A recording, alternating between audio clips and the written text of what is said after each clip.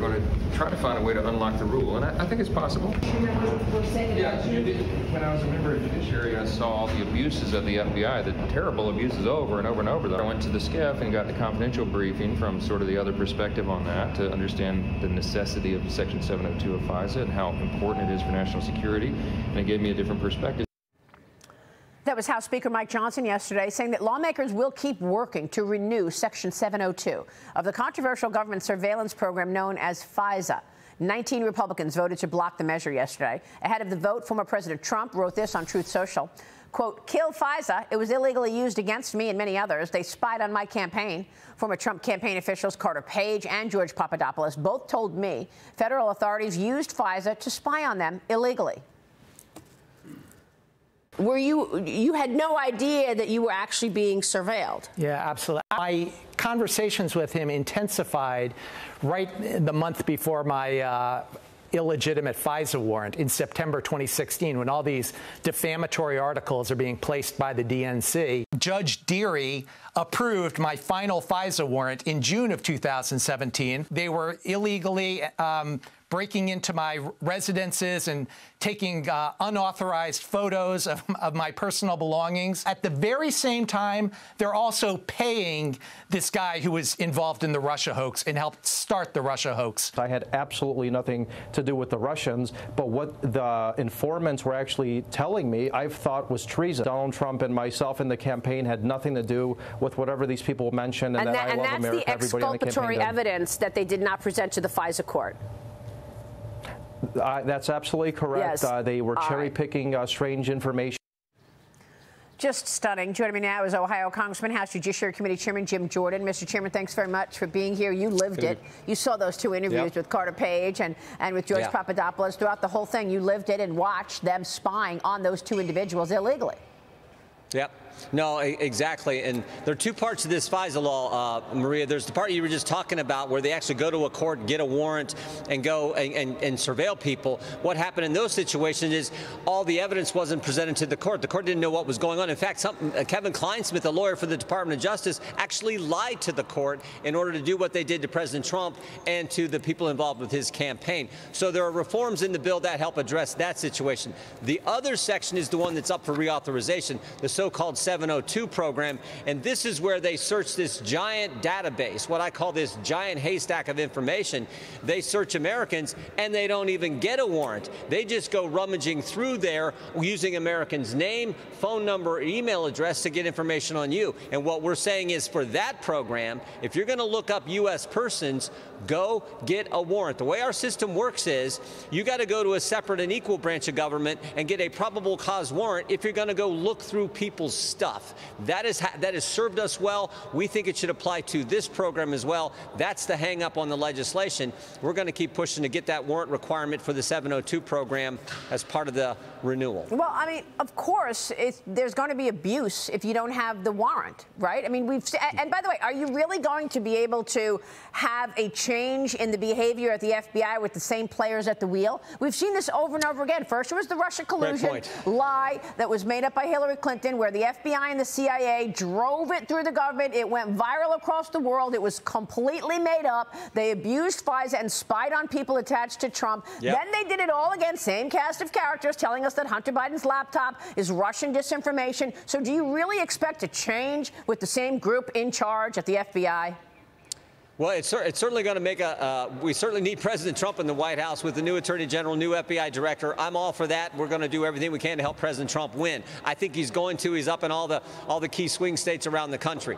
And this is one of the reasons, because the American people have seen these agencies turned on the American people. They're supposed to serve us, and yet they've been weaponized against us. So, yeah, we got to have a new president, and that's what I think is going to happen this fall. But in the meantime, this is up for reauthorization. Let's get that warrant requirement on there. By the way, the Washington Post reported last May that the FBI didn't even follow their own rules when querying this database. 278,000 times they queried this database and searched this database and didn't follow their own rules. So putting more regulations on the FBI on how they search the 702 database is not enough. You have to go to a separate and equal branch of government. You have to go to the judicial branch and get the warrant to do so. And we even provide exceptions. We say if it's if it's an emergency situation, imminent threat to the safety of the country, you can do the search. But short of that, go get a warrant. That's how our Constitution works. Yeah, and I know that some of those players are out of the FBI, like a Peter Strzok or a James Comey, but you still got the same group in there, including Christopher Wray. Now, Mr. Chairman, you've invited both the FBI Director Wray and Attorney General Merrick Garland to testify before your committee this summer. Have you heard back? The Department of Justice refusing to hand over the audio of former Special Counsel Robert Hur's interview with President Biden. Have you heard back from your invitation? Well, we're going to keep pushing on all of it. There's the annual trek the FBI Director and the Attorney General make to Capitol Hill. We expect them to come sometime this summer. We're just trying to pin down a date so we can get that scheduled. To Robert Hur, we want the audio tapes of the interview. Never forget the facts here, Maria. Robert Hur, in his report, said Joe Biden knowingly, been in government 50 years, knowingly kept and released classified information. Robert Hur established why Joe Biden did that. He said on page 231, Joe Biden had strong motivations to ignore classified procedures because he was writing a book for which he got paid $8 million in an advance. So the motive is there, $8 million. The facts are there. The elements of the crime are there. He knew what the law was, and he kept the information, and he disclosed the information. So if he's met the elements of the crime, and we've established the motive, why wasn't he charged? Because Robert Hur said he was a forgetful old man.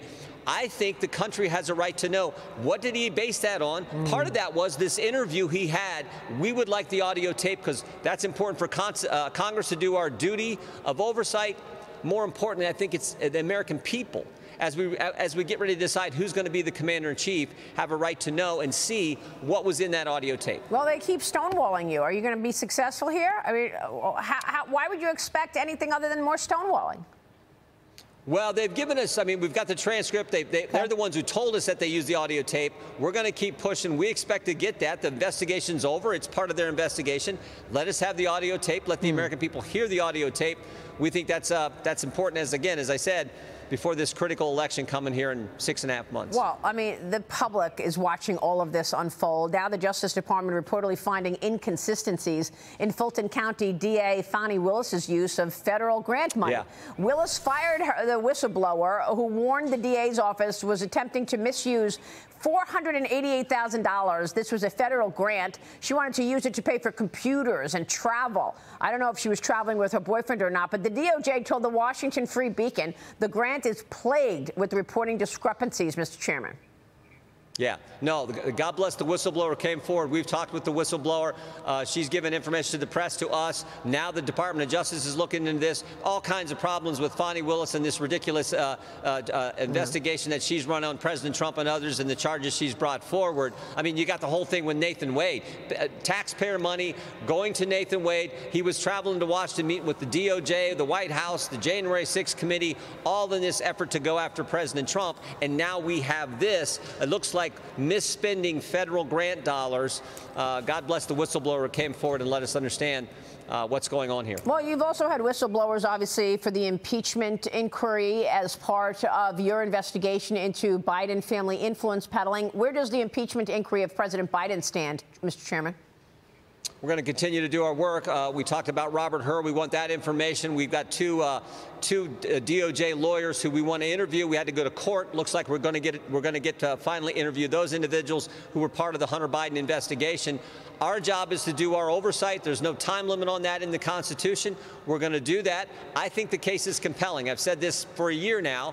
But in the end, it'll be a decision made by the Republican conference, members of the United States Congress, on whether we move forward with articles of impeachment.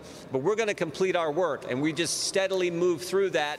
Like I said, we got a few more things we need to do. We're going to make sure those get done. All of this in the middle of more drama from Marjorie Taylor Greene. Look, I understand her upset about the failure to secure the border.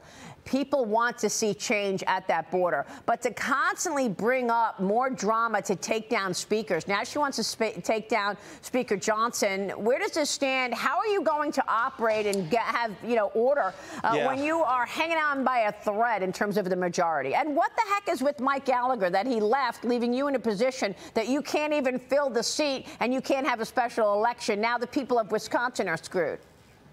Yeah, I do not understand that decision by Congressman Gallagher. To the first point, I think you're right, Maria. I don't know that it makes sense to have a third speaker in the same Congress. Let's focus on this election that's coming up, where I think President Trump is going to win. I think we're going to take back the United States Senate, and I think we're going to keep the House. And then let's get on with doing the business, securing the border, helping families, lowering their taxes, lowering the cost of energy, doing the things that matter for families, and making sure the government hasn't been turned on and weaponized against them.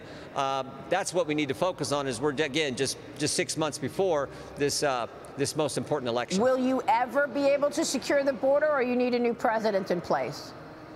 I think we're going to do everything we can. I think we missed an opportunity when we should have attached language to the bill 3 weeks ago that passed that said no new money can be used to process or release migrants into the country. We should have just called a timeout and said you can't use money to bring any more individuals in the country. Unfortunately, that didn't get done. So I think now we got to do everything we can, but it's largely going to depend on who wins the election this fall. We get President Trump in the White House, we'll get the border secured again. Mr. Chairman, thank you. We'll be watching your work, of course. You bet. We so appreciate your Thank time. you. Jim Jordan is in D.C.